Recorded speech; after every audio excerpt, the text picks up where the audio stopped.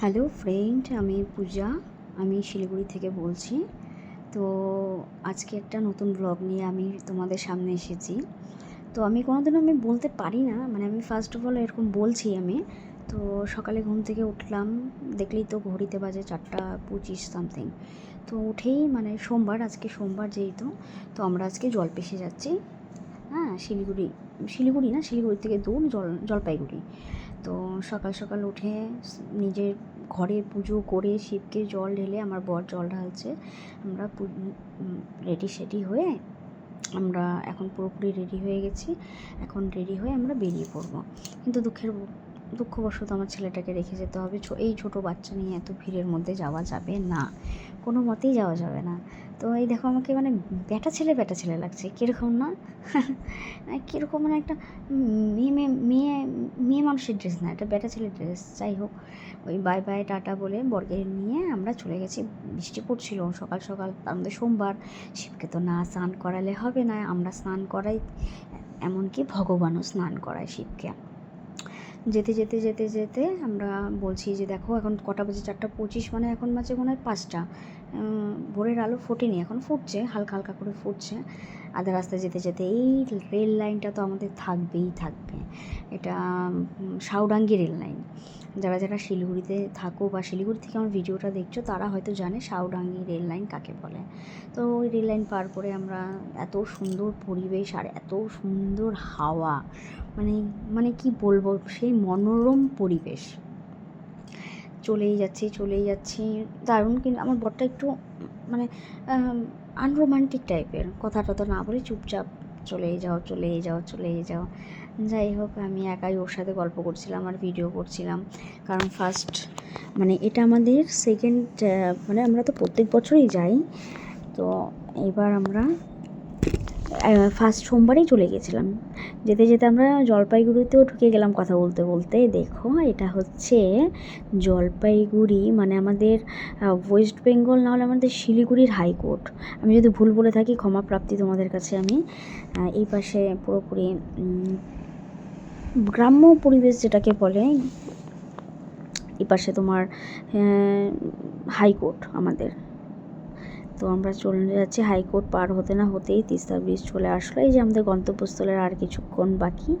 এইখানে আমরা মানে এই তিস্তা নদীতে স্নান করার পরেই আমরা জলপেশে উদ্দেশ্যে রওনা হই।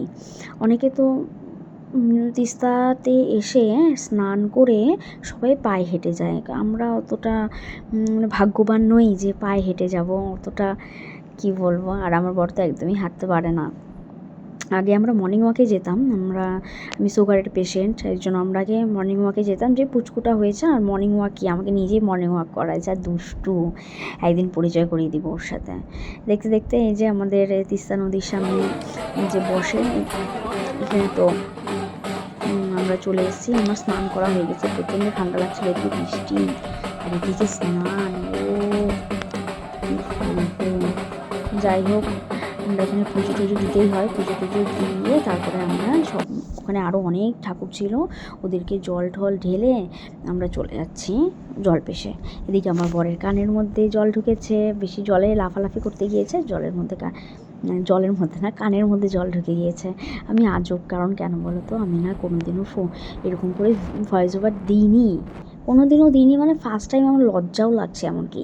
আর এমন যে আমি ভয়েস ওভার যেটাতে মানে দিয়েছিলাম, সেটাতে লোক অতটা ভিউ দেয়নি, কারণ আমি কথাই বলতে জানি না। যাই হোক, কথা বলতে চলে আসলাম আমরা। আমাদের গাড়িটা মিনিমাম 2-3 কিলোমিটার মানে রেখে আমাদের পায়ে হেঁটে যেতে হয়েছে, তাও অনেকটা দূরের রাস্তাই ছিল। যাই হোক, আমরা এই যে চলে এসেছি, এখানে মেলা বসেছে। এই যে আমাদের তীর্থ জলপেশ মন্দির। তো আমি তো ভেবেছি যে ফাঁকা থাকবে, সেই আনন্দ, সেই মজা, আমি কত তাড়াতাড়ি গিয়ে ফুচকাটাকে আমি নেব। ও মা, ভেতরে ঢুকে বাকিটা তো ইতিহাস, আর বলাই হবে না। মানে লোকজনের ভিড় দেখে, মানে ওখানে আবার 50 টাকা দিয়ে মানে টিকিট কাটতে হয়। যে আমার বর টিকিট কেটে নিচ্ছে, যেখানে যাও সেখানেই টিকিট। যাই হোক, কোনো ব্যাপার না, আমাদের তো টিকিট কাটতেই হবে, নাহলে টিকিট না কাটলে তো ঢুকতে দেবে না। তো এই দেখো সবাইকে টিকিটটা দেখিয়ে নিলাম। এই যে লাইন, ওরে বাবা গো বাবা, ছেড়ে দে মা কেঁদে বাঁচি। আমি যত আগাচ্ছি আমার তত ছেলেটা নিয়ে টেনশন হচ্ছে, আমি যত আগাচ্ছি তত ছেলেকে নিয়ে টেনশন হচ্ছে। আমি যে ভগবান, এই লাইন পাড়াতে পাড়াতে তো আমার মানে মিনিমাম 4-5 ঘন্টা তো লাগবে। আর লাইন আগায় না। আমরা তো এটা লাইনে দাঁড়ানোর জন্য লাইন খুঁজছি, এখনও কিন্তু আসিনি আমি। আমরা লাইনে মানে কোনখানে দাঁড়ানোর জায়গাটা পাওয়া যাবে, এই জন্য আমরা পেছাতে এমন পেছালাম, মনে হয় মিনিমাম ওই যে মিনিমাম ওই 4-5 কিলোমিটার দূরত্বে। আর আমার লাইন দেখছি আর বলছি আমার ছেলেটাকে ফোন করো, কী করছে। ছোটো ছেলে, আর ও হচ্ছে মা ছাড়া খুব ভালো থাকে, মারাত্মক ভালো থাকে। ও মানে এতটা খুশি থাকে। এখন জানি না সবার বাচ্চা কাচ্চা মাকে নিয়ে তাই করে কি না, কিন্তু আমার ছেলে কোনো মতেই মানে আমাকে ছাড়া থাকতে পারে, মেন কথা। তো অনেকটা পথ ছিল, অত ভিডিও আমি করতে পারিনি। আস্তে আস্তে যে রূপা দেখে মনে হলো হ্যাঁ আন্ডারওয়্যার না, ওটা গেঞ্জি দেখে মনে হলো যে না, গন্তব্যস্থলে মানে পৌঁছে গেছি। ওই যে মন্দিরের চূড়াটা দেখা যাচ্ছে, দেখে একটু শান্তি লাগলো। ভাবছি মনে হয় হ্যাঁ হয়ে গেল অনেকটা। কি হে দোস্ত, আবি যাও। কিন্তু সবাইকে বলতে হবে কিন্তু কমেন্টে হর হর মহাদেব।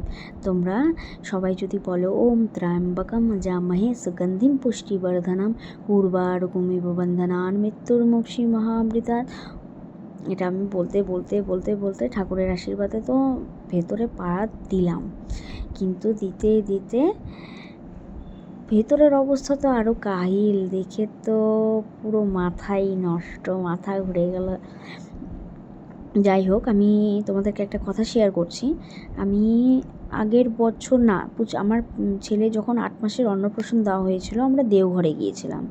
হ্যাঁ, দেওঘরের ভিডিওটা আমি তোমাদেরকে দিয়ে দেবো, ঠিক আছে? তোমরা সবাই দেখে নিও। ওখানে গিয়ে আমি পুচকাকে মুখে প্রসাদ দিয়েছি, ওই সাথে আমাদের জয়গুরু, আমরা অনুকূল ঠাকুরের দীক্ষিত।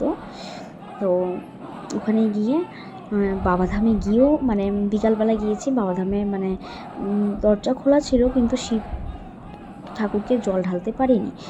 যারা ভাগ্য তারা ঢালতে পেরেছে, কিন্তু আমরা মানে কি আমি ঢালতে পারিনি, কারণ পুচকাকে রেখে তখন ওর 8 মাস, ওকে 3 ঘন্টা পর খাওয়ানো অসুবিধা, ওর জন্য আমি যেতে পারিনি। আমি এমনি বাইরের থেকে খালি পার্বতীর মূর্তিটা দেখে পার্বতীকে পুজো দিয়ে চলে এসেছি। তারপরে এই যে আমরা কথা বলতে চলে আসলাম। রাউন্ড একটা ঘরের মধ্যে মিনিমাম 40 বার পাক দেওয়া হয়, তাও মানে আধা ঘন্টা পর পাক দেওয়া হয়। এদিকে তো আমি হয়রান হয়ে গেছি, মানে কি বলবো, অত সহজে বাবার দেখা মেলে। এর জন্য বলছি সবাই মিলে বলো হর হর মহাদেব। এমন করে বসে আছি, মনে হচ্ছে ঘুম পেয়ে যাচ্ছে, প্রচণ্ড ঘুম। এখন যেমন আমার বলতে মনে হচ্ছে আমি এখন ঘুমিয়ে পড়ি। আমার বর্তমানে ফোনে মানুষের কি গেম। চলো বন্ধু, আর এই পুকুরটা আছে না, এই পুকুরটা অবাস্তব পুকুর। এই পুকুরে যে একবার পড়ে ওকে শত ডুবুরি নামলেও এই পুকুর থেকে খুঁজে পাওয়া যায় না।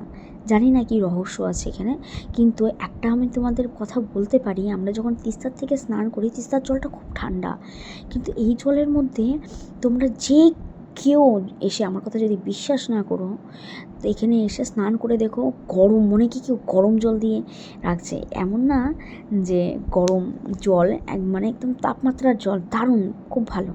এই কথা বলতে চলে আসলাম আমরা, মানে এত ভেতরে ভিড়, আমরা জল টল ঢেলে মিনিমাম 3 থেকে 4 ঘন্টা লেগেছে আমাদের ওখানে। আমরা নিয়ে প্রসাদ নিয়ে, এটা আমাদের রাস্তা, মানে বাড়ির রাস্তা, মানে আমরা বাইরে বেরোচ্ছি। তারপরে এই যে আমাদের সেই প্রিয় তিস্তা নদীতে পার করে চলতে বুম পিপি হন হন হন হন হন হন হন বুম বুম বুম বুম করতে করতে আমরা যে আমার মানে মনে খালি ধুক ধুক কখন আমি ছেলেটাকে দেখবো, ছেলেটাকে ওর ঠাকুমা স্নান কোনোদিনও করায়নি, এবার মানে ফার্স্ট স্নান করাবে আজকে। এদিকে আমার কোম্পানির প্রেশার, কোম্পানিকে বলেছি আমার শরীর ভালো না, আমি যেতে পারবো না, ভগবানের নামে মিথ্যা কথা বলে ফেলেছি। যাই হোক, কিচ্ছু করার নেই।